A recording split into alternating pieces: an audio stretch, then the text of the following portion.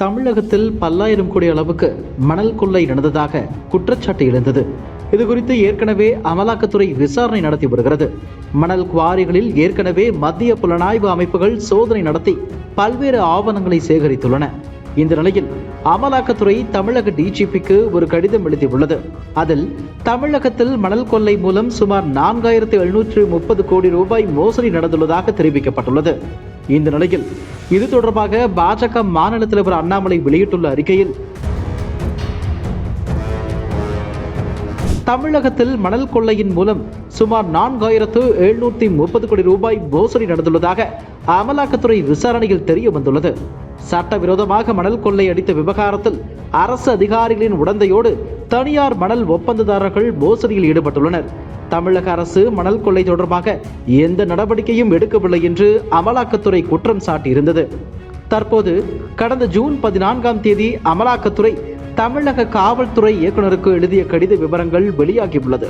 இந்த கடிதத்தில் சட்டவிரோத பண பரிமாற்ற சட்டத்தின் அடிப்படையில் 9 மாதங்களாக நடந்த விசாரணையில் ஓராண்டில் மட்டும் அனுமதிக்கப்பட்ட அளவை விட 23.84 லட்சம் யூனிட் அதிகமாக மணல் அள்ளப்பட்டுள்ளது. பொதுப்பணித்துறை அனுமதி அளித்த இடத்தில் மணல் ஒப்பந்ததாரர்கள் ராட்சத இயந்திரங்களை வைத்து சட்டவிரோதமாக மணல் அள்ளி உள்ளனர் என குறிப்பிடப்பட்டுள்ளது. அமலாக்கத்துறை சோதனை மேற்கொண்ட 4 மணல் குவாரிகளில் ஒப்பந்ததாரர்கள் 30 மடங்கு அதிகமாக மணல் அள்ளி உள்ளனர். 4.9 ஹெக்டேர் அளவில் மட்டுமே மணல் அள்ள அனுமதிக்கப்பட்ட இடத்தில் 105 ஹெக்டேர் அளவிற்கு மணல் அள்ளப்பட்டிருப்பதாக அமலாக்கத்துறை கடிதத்தில் தெரிவித்துள்ளது.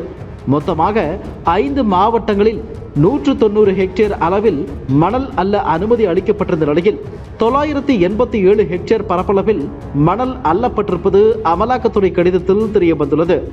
அதிகாரிகள் துணையோடு நடந்துள்ள இந்த மணல் கொள்ளை தொடர்பாக கடந்த ஏப்ரல் மாதம் அரியலூர், கரூர், தஞ்சாவூர், திருச்சி, வேலூர் ஆகிய 5 மாவட்ட ஆட்சியர்கள் அமலாக்கத்துறை விசாரணைக்காக ஆஜராகியிருந்தனர்.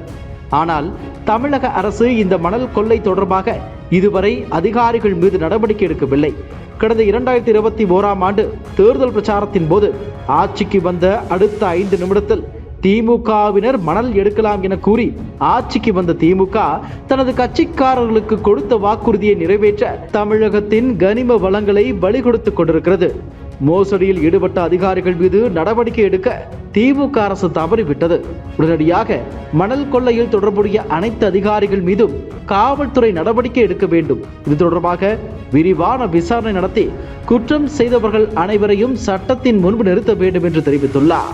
2021 சட்டசபை தேர்தல் பிரச்சாரத்தின் போது கரூரில் பேசிய செந்தில் பாலாஜி, திமுக ஆட்சி அமைந்ததும் தலைவர் மு.க.ஸ்டாலின் முதலமைச்சராக பதவியேற்று, அதாவது 11 மணிக்கு முதலமைச்சராக ஸ்டாலின் பதவியேற்றுக் கொண்டார் என்றால் 11:05 மணிக்கு மாட்டு வண்டியை நீங்களாகவே ஆற்றுக்கு ஓட்டுங்க, எந்த அதிகாரியும் தடுக்க முடியாது என பேசியிருந்தார். செந்தில் பாலாஜியின் இந்த பேச்சு தொடர்பான வீடியோ சமூக வலைத்தளங்களில் வைரலானது. பாஜக, அதிமுக உள்ளிட்ட கட்சிகள் இதற்கு கடும் எதிர்ப்பு தெரிவித்தன. இந்த நிலையில்தான் தற்போது சிறையில் இருக்கும் முன்னாள் அமைச்சர் செந்தில் பாலாஜி பேச்சை சுட்டிக்காட்டி திமுக அரசை விமர்சித்துள்ளார் தமிழக பாஜக தலைவர் அண்ணாமலை. இதுபோன்ற செய்திகளை மேலும் தெரிந்து கொள்ள எங்களது யூடியூப், ஃபேஸ்புக் மற்றும் ட்விட்டர் ஆப்களை சப்ஸ்கிரைப் செய்யவும்.